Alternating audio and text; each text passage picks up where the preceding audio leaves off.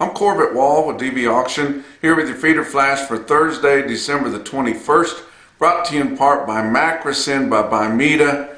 Macrocin was granted the same label claims as Draxxin by the FDA with identical comparisons, except only Macrocin is made in North America and it's more affordable. For more information, go to macrocin.com. Old traders. And after our previous visit where I did a tribute to my dear old late friend Gene King, that was a trader at heart and always was a trader, I did not mean to encourage or condone what you might think of as traders, cattle traders. I don't encourage people to deal in stale, sick, or misrepresented cattle. And the old cattle trader is kind of a thing of the past. There's still traders out there. There's people that's traders at heart, of course, but this goes back in the old days, like the days of Gene King, like the days of my dad. These modern illnesses that we have, mycoplasma and things like that, it's taken a lot of the trade out, and just the cost of doing business, your expenses. Of course, the commission's higher, everything's higher. The shrink takes the fun out of trading for the most part. But, I don't mean to be shopping cattle around and all that kind of thing like you might think of as a trader. And you don't want to get cattle trader confused with horse trader. Horse trader has a bad reputation for good reason. And I think most of you understand that. But it brought about a little bit of discussion about that after yesterday's visit. But my dad told me the difference between a horse trader and a cattle trader a long time ago. He said if a horse trader buys a horse for $1,500 and then he takes that horse home and he saddles it every morning for a couple of months and puts ride into it every day, works on his feet, gets him to doing some stuff, and then he takes him to another horse sale, and then he lies about what he'll do and things like that, and sells him for $2,000. In that horse trader's mind, he made $500. You talk about a cattle trader now, he's going to worry about the shrink, he's going to worry about the commission, he's going to worry about the freight, he's going to worry about the phone calls, he's going to worry about the Snickers bar that he ate while he was running them up the alley or whatever, and he's going to take all those expenses off, be straight up with people whenever he gets ready to sell them, and then sees whether he made any money or not. But that's the difference between a horse trader and a cow trader, according to my father. But there's straight up cattle traders still. My dad was a cattle trader. He was a sale barn trader also. When I was young, like I said, back in the old days, he went to 6 sales a week. He also traded country cattle, which you don't see anybody do anymore. He would go out in the summertime, run up and down the country roads and knock on doors of ranchers and old customers and new customers, and he would go out there and if they were interested in selling their cattle, he would buy those cattle, put a down payment on them, write a contract on them, and before fall usually have a whole contract book full of cattle that he had already purchased but they hadn't delivered yet. And then he would go and sell those cattle once fall got there and cattle started moving. Now that's trading cattle. That's trading big bunches of cattle. And there's ways to do that. If you're buying fresh cattle and then you're bringing them to a different market, there's nothing wrong with that. You're trading cattle. Gene King was that kind of a trader. He was buying healthy cattle. He was merchandising them more than anything, putting larger groups together, making them more attractive to order buyers, changing the address of them, moving them more towards the farmer feeder business and demand there. But Gene also just paid attention all the time. He was never late to the sale, and Gene paid attention. When the sale first starts out, any cattle auction first starts out, they usually start out with a few odds here and there and some smaller bunches. There's nothing wrong with those cattle. And if you know what the market is, a lot of times you can pick those cattle up worth the money And Gene would do that a lot of times. He would pick cattle up early in the sale before all the order buyers had taken their seats or gotten their coffee and all that kind of things. And sometimes he would offer them to them. Hey, I've got some cattle that'll fit your order. Would you like to have them at a slight markup? And sometimes he would just bring them around with another commission agent and resell them. And sometimes, you know, the order buyer would be sitting next to them, and then those cattle would come up and he'd say, hey, those are pretty nice cattle there, aren't they? And he says, yeah, I think they'll fit my deal. And, you know, and they start bidding there, and then Gene's over there telling the auctioneer to you know, keep running them up there a little bit more. And whenever you get to some really good auctioneers, like a story he told me about Lanny Ireland one time, and he's a world champion livestock auctioneer. He sold different sales up there in northwest Missouri, and Lanny knew what he was doing. He saw when Gene bought the cattle the first time, and the order buyer wasn't sitting there. He was on the phone, wasn't paying attention. Cattle come back around. Gene's running them up a little bit, and in his chant, Lanny is saying, "Is that all you want?" Whenever Gene stops running them, and you know, and Gene kind of nods that, you know, he's happy with where he'd marked the cattle up to, and he said once in a while Lanny would say, well, I'm going to get me a little more then, if that's all right with you, in his chant. And I don't think there's anything wrong with that. And I think most order buyers wouldn't say anything is wrong with that either. If they don't want to buy them anymore, they can stop bidding on them. But the cattle are still fresh. There's nothing wrong with the cattle. But I appreciate so many of you having kind comments about my tribute to my old dear friend Gene King. And I tell you what little knowledge or wisdom that I attempt to share with you folks, and if you guys find it useful at all, what little of that I do share, most of it I gained working with my father, George Wall. He was a trader and a market man, and bought a lot of cattle in the country, and a sale barn guy from way back. Also from being a livestock grader and market reporter for nearly 20 years all over the United States. But the rest of it comes from hanging out with Gene King and the rest of the gang at the old St. Joe stockyards, and just observing and being around those folks, and learning all the tricks of the trade, and I shouldn't have said all the tricks of the trade, but learning some tricks of the trade. But I really enjoy sharing it with you, and I'm glad so many of you find value in it. The Packers are short. We know that. It's you know, just here middle of the week, and they've already raised their bids to steady in the southern plains and higher than steady in the northern plains, because they never really traded too many cattle at 170. But we saw some 170 and even some 171 traded already on Wednesday. I think there'll be a lot more than that. Packers have kind of tipped their hand that they are really short bought, and then of course everybody has the knowledge of the tiny minuscule negotiated movement that we had last week, and I don't want to steer you guys wrong. They're still getting all their formula cattle, but they have to have a certain amount of cattle bought on the open market to fill that gap. As long as we still have that little gap, and we hope that we can keep a hold of that little gap, or we're not going to have any transparency in the market. But they need to buy significantly more cattle in the open negotiated market this week than they did last week, and pretty much everybody knows that. They've got good holiday demand here.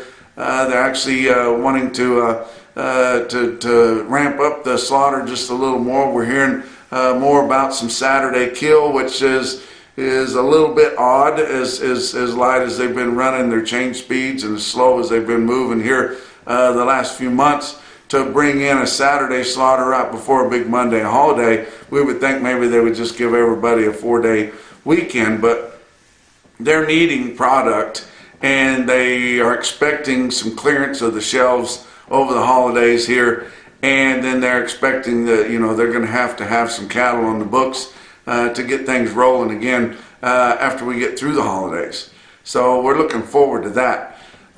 We had some big replacement sales on Wednesday. I want to share a little bit of the results with you. Joplin Regional Stockyards had their big replacement special there on Wednesday. 3,100 head altogether, including a big run of slaughter cows. And the slaughter cows sold steady to $3 higher. They get a good cow market there. They get so many cows that they get more cow buyers than a typical sale would get. But the breaking and boning cows, the cows that's got some flesh on them, the good straight cows, weigh up cows bring from 84 to 96 with an average dressing or average weighing condition there. Your high dressing, empty cows, your big meaty, muscly cows sell up to 110. Which is pretty toppy there for a slaughter cow.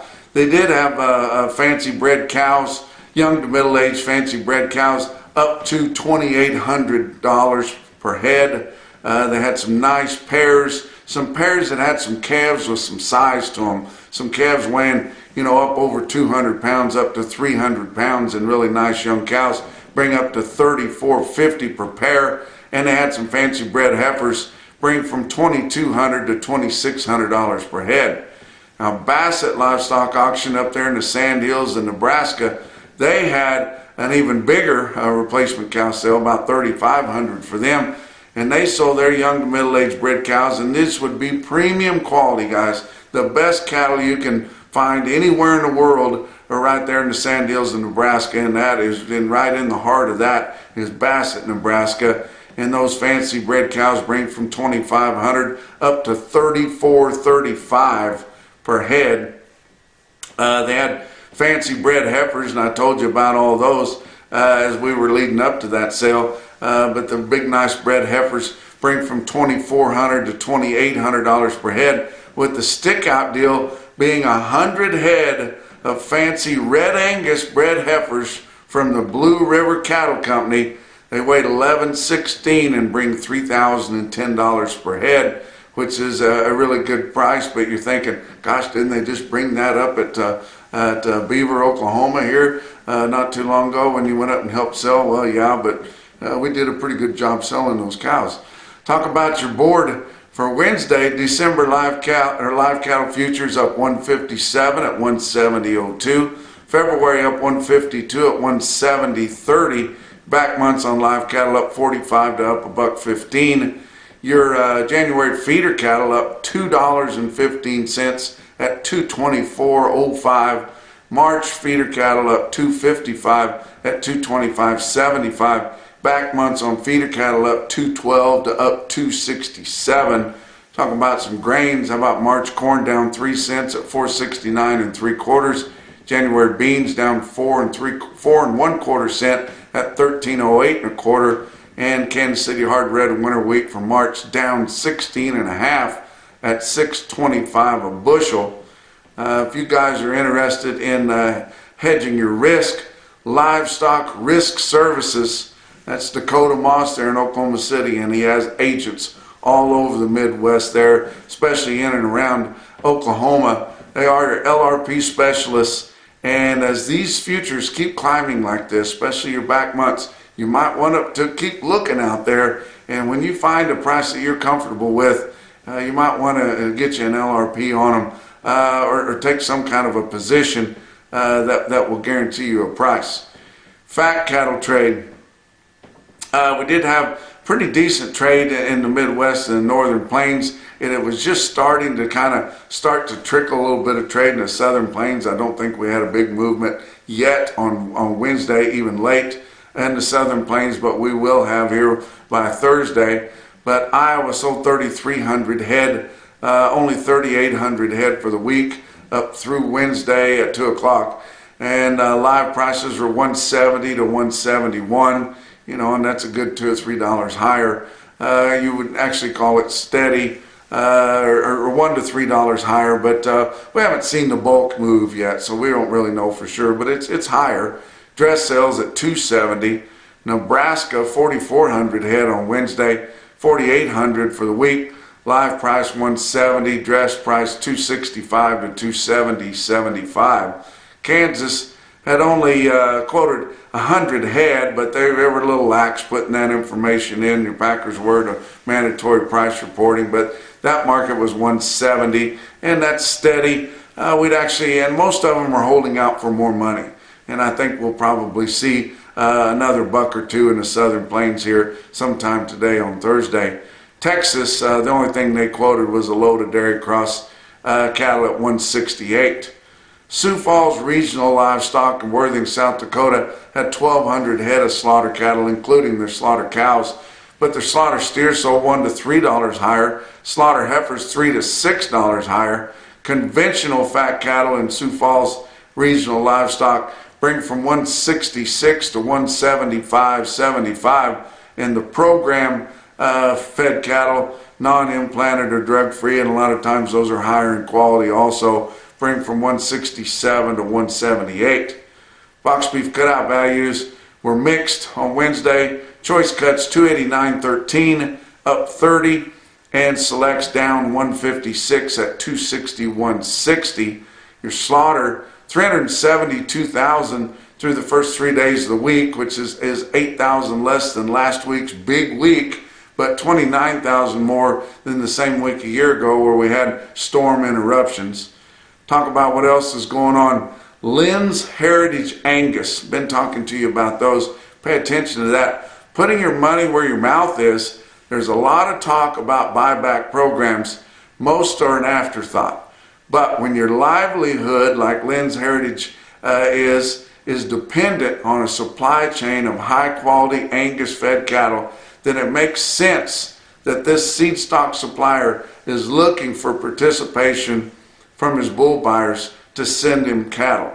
Stay tuned for more information about Lynn's Heritage Angus. They got their big sale coming up here next month. Talk about your feeder cattle market. Your real-time index on DVAuction late in today on Wednesday, setting at 222.13, up 40 as these sales are starting to wind down here for Christmas break. Your CME cash feeder cattle index, the latest available, was 220.31. Talk about your big sales here middle of the week. OKC West, El Reno, Oklahoma, 4,400 head for their 2-day sale. Feeder steers on Wednesday were steady. Feeder heifers were not really well tested. The calves on Tuesday were 6 to 10 bucks higher. Some stick out weight ranges and prices on steers. They had 699 head of 7-weight steers on Wednesday at El Reno. They averaged 753 with a weighted average price on all of them at 225.39. And 606 head of 8-weight steers in El Reno on Wednesday averaged 827 with a weighted average price of 221.22. Pretty respectable. Going to give you several individual quotes from around, and we're not going to be having feeder flash visits every day during the holidays. We are going to take a Christmas break here. We will have a feeder flash for Friday, this Friday, but then we won't have one Monday and Tuesday and Wednesday of next week. We will have one for the last 2 days of next week. Not sure what we're going to talk about, but we'll find something to talk about. And then we're going to be off the first couple of days of the new year there with the holiday being on Monday. But stick out individual quotes on Wednesday. Cherokee Sales Company in Cherokee, Oklahoma sold 90 head of 529-pound steers, bring 302. Thought that was pretty impressive, weighing that far up into the fives. Coffeyville Stockyards in North Barn, that is Brian Little's old sale, and we remember Brian Little, he passed away last week, but he had a good sale going, and now Tylen Layton is taking that sale and doing well with it also. 64 steers in Coffeyville, Kansas, weighed 800 pounds at 227.10. How about market out east? Bluegrass Stockyards, in one of their smaller locations of Albany, Kentucky, sells 63 steers, weighed 907 at 214.50. But the most impressive quote that I saw anywhere on Wednesday, your Macrocin, no BS, top quote for the day was Stockman's Livestock Market in Yankton, South Dakota, the feeder sale. They sell 476 head in one whack, 891-pound fancy yearling feeder steers at 226 1/4. And that's your feeder flash for Thursday.